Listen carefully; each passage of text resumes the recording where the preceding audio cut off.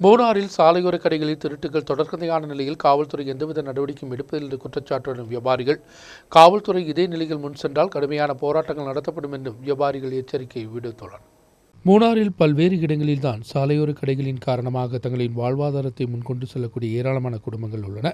இந்த விற்பனை நிலையத்திலிருந்து கிடைக்கும் வருமானத்தை கொண்டுதான் இவர்கள் தங்களின் வாழ்க்கையை முன்கொண்டு செல்வது. ஆனால் இரவு நேரங்களில் சாலையோர கடைகளை மையமாக வைத்து திருட்டுகள் அதிகரிக்கும் போதும் திருடர்களை பிடிப்பதற்கு காவல்துறை எந்தவித நடவடிக்கையும் எடுக்காதது விமர்சனங்களுக்கு காரணம். காவல்துறை இந்த விஷயத்தை கௌரவமாக பார்க்க வேண்டும் என்பதுதான் கோரிக்கை. ഈ റോസ് ഗാർഡനിൽ കഴിഞ്ഞ 26-ാം തീയതി രാത്രി 3:30 മണിക്ക് ഇതേ കടയെ പൊട്ടിച്ച് ഇതിരുന്ന് സാധനങ്ങളൊക്കെ കള്ളൻ മോട്ടിച്ചുകൊണ്ട് പോയിരുന്നു. അതിൻ്റെ CCTV ദൃശ്യങ്ങൾ സഹിതം നമ്മൾ പോലീസിന് പരാതി കൊടുത്തു. അന്ന് തന്നെ DYSPക്കും നമ്മൾ പരാതി കൊടുത്തിരുന്നതാണ്.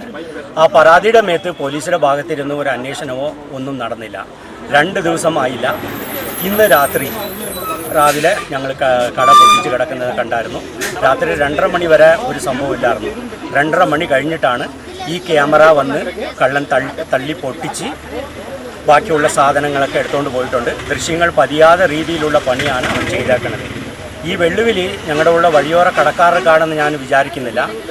ഇത്രയും ക്യാമറ ഉണ്ടായിരുന്നിട്ടും ഇത്രയും പത്രമാധ്യമങ്ങളിൽ ഈ വാർത്തകൾ വന്നിട്ടും പോലീസെ കൊണ്ട് ഞങ്ങളെ ഒന്നും ചെയ്യാൻ കഴിയില്ല എന്ന് ആ കള്ളം പറയുന്നതായിട്ടാണ് ഞങ്ങൾ വിചാരിക്കുന്നത്.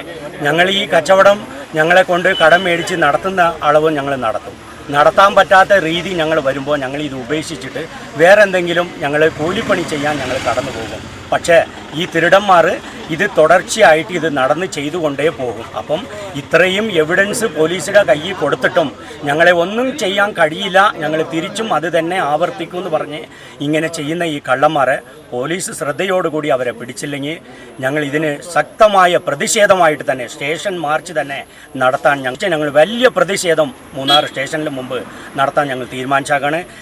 காவல்துறை இனியும் தேவையான நடவடிக்கை எடுக்கவில்லை என்றால் வியாபாரிகளை ஒன்றிணைத்து கடுமையான போராட்டங்கள் நடத்தப்படும் என்று வியாபாரிகள் தெரிவித்துள்ளனர்.